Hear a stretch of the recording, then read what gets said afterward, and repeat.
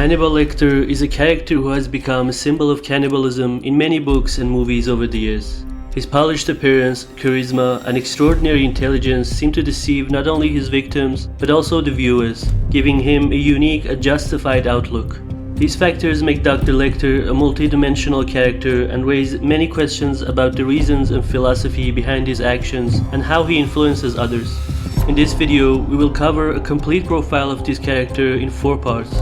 These parts include his childhood and adolescence and the development of his cannibalism tendencies, examining the pathological aspects of his personality, his superior intelligence and memory, the methods he uses, and finally his motives and philosophy. Our sources for this analysis are the movies made about Hannibal, the most famous of which is The Silence of the Lambs. But we also use the Hannibal series and the books written by Thomas Harris, the creator of this mesmerizing character. With this introduction, let's start our analysis.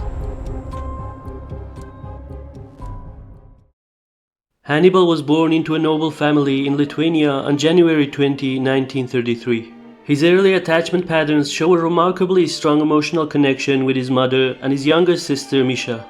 Later, as a youth, he falls in love with his widowed aunt, Lady Murasaki. These patterns indicate that Hannibal feels more comfortable around women, and this might explain why later in life most of his victims are men.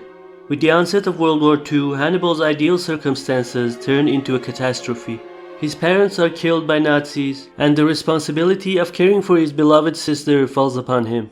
But unfortunately, few months after his parents died during a famine, a group of Lithuanian soldiers decide to eat his sister Misha, and even feed some of her remains to Hannibal.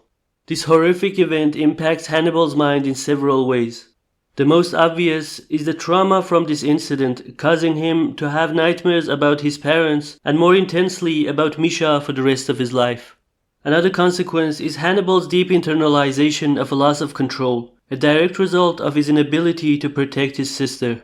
This profound impact alters his beliefs in any concept associated with trust, such as God, justice, or humanity. So as a genius, Hannibal chose to reconstruct the moral frameworks in a way that fits his perception of the world, and by obsessively gathering information from every possible source. In this way, Dr. Lecter's excessive attention to detail can be seen as a need for control. These events were so traumatizing that the only way that Hannibal could make sense of the world was to take revenge on his sister's killers. Years after the tragedy involving his sister, he identified her killers, and after subjecting them to both psychological and physical torture, he kills them and consumes their body parts. So Hannibal's initial acts of murder and cannibalism can be seen as an act of justice, but also as an attempt to reinstate a sense of control. The motives for his other homicides will also be explained in this video. However, cannibalism in its symbolic state usually stems from a need for complete dominance and conquest over others. This motive is described in interviews with the serial killer Jeffrey Dahmer as the continuation of an unfulfilling sexual desire. Since we do not see excessive or extreme sexual appetite in Hannibal, perhaps his murders and cannibalism could be seen as a deviant form of sexual desire.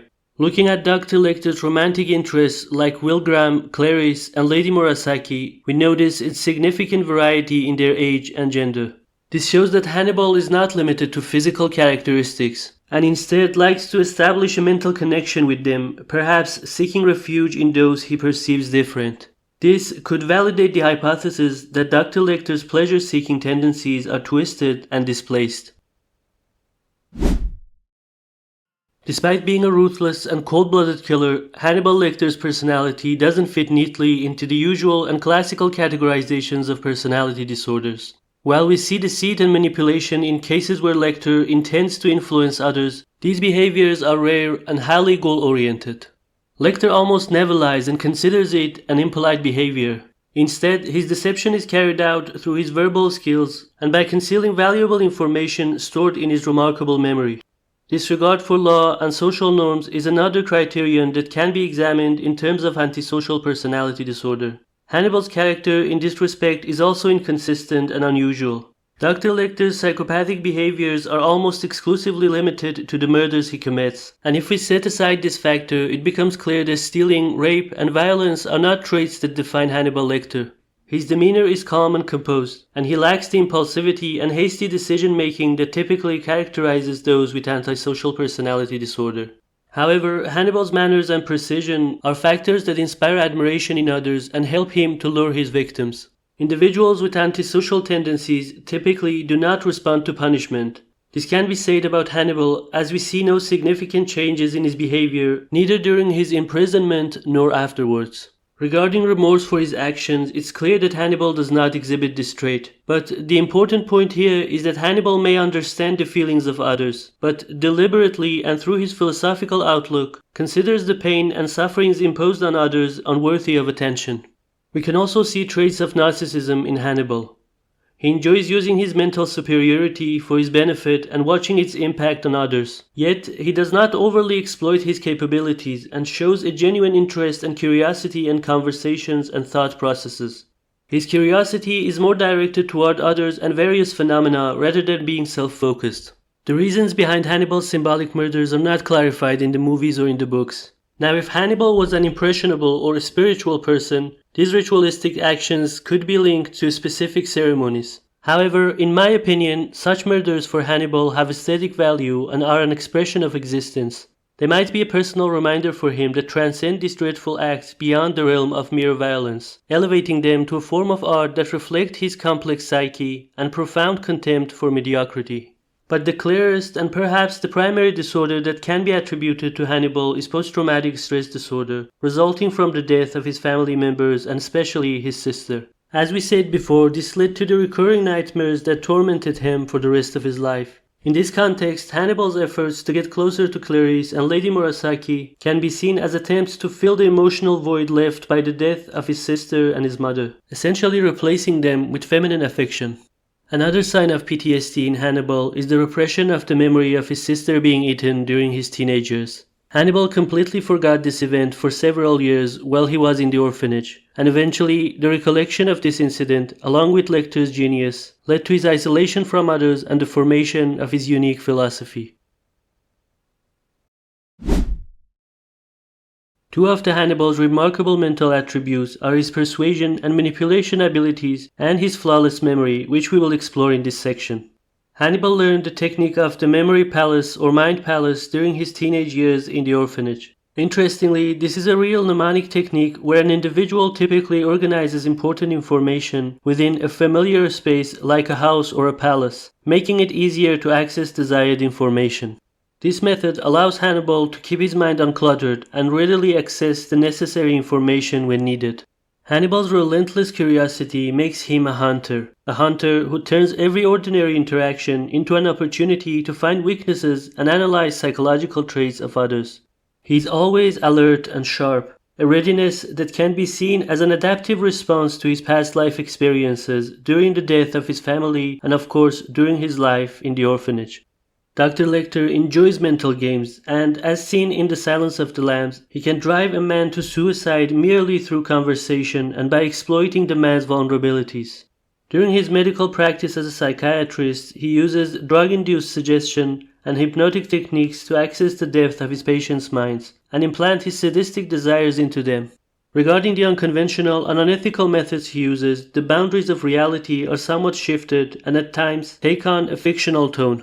In general, the use of light flashes and verbal techniques to induce hypnotic states is possible, and even drugs can create states that lower individuals' defensive guards. However, for example, what Lecter does to Mason Verger, compelling him to cut off his own face and feed it to his hungry dogs, seems practically impossible. But the three-step methods that Lecter uses for suggestion, at least theoretically, seems logical and clever. So first, by feigning empathy and withholding judgment, he makes others trust him completely. And in the next stage, he exploits the vulnerabilities identified in people when they are in a fragile state to implant his own desires into their minds. And later, he uses the already established bond between himself and his client to punish them or others. The combination of Hannibal's perpetual alertness with his keen senses and impeccable memory makes him a perfect hunter, someone who can see through a person's soul with his penetrating gaze and identify weaknesses based on their scent, behavior, and appearances. Now it's time to see how Hannibal views life and why he continues such heinous crimes into adulthood. But before that, if you enjoyed watching this video, consider hitting the like and subscribe button. Growing up in an aristocratic family alongside his talent and impeccable precision in learning various skills made Hannibal extremely sensitive to the importance of precision, manners, and classiness in behavior and lifestyle. Hannibal's philosophy centers on the significance of experienced life to its fullest. These experiences could range from visiting beautiful architectures, learning different languages, understanding and critiquing others' opinions, to enjoying a variety of food and beverages, even if the menu includes human flesh. For Hannibal, the thrill and pleasure of preparing a new dish and the sense of superiority from consuming another human's body parts outweighed any form of self-restraint. I think Hannibal's motives for murder and cannibalism can be categorized into three groups. The first category includes murders he commits in pursuit of justice, like when he tracked down the Lithuanian soldiers who had eaten his sister. The next category comprises murders he commits out of a sense of duty to his own standards of respect and meticulousness, such as killing and eating a less talented flutist from the Baltimore Orchestra, or the maiming of Mason Verger. And the final category are revengeful murders, like when he eats Will Graham's brains in the series as retaliation for Will's attempts to capture him and what Hannibal perceives as Will's betrayal of their love. The common thread in all these actions is a form of symbolic perfectionism rooted in civility and dignity. This symbolism in Hannibal's behavior intertwined with art in two instances, the first one being his culinary skills in preparing luxurious dishes from human meat, and the other one is his use of victims' body parts and arranging them into unusual and supernatural forms as seen in The Silence of the Lambs or the series. This is Hannibal's way of lifting himself to the top of the food chain, not as a sadistic killer, but as an elegant artist and superior creature. Therefore, Dr. Lecter's motives for cannibalism and killing other people could be one or all of the followings: exercising power and influence, driving pleasure and gaining new experiences, and contending with a world that he finds fascinating yet hostile. All in all, examining Hannibal's philosophy and evolution reveals a man shaped by life's tragedies, who forms a unique perspective on society and its established norms, and uses his extraordinary mental and physical abilities to achieve his sinister goals.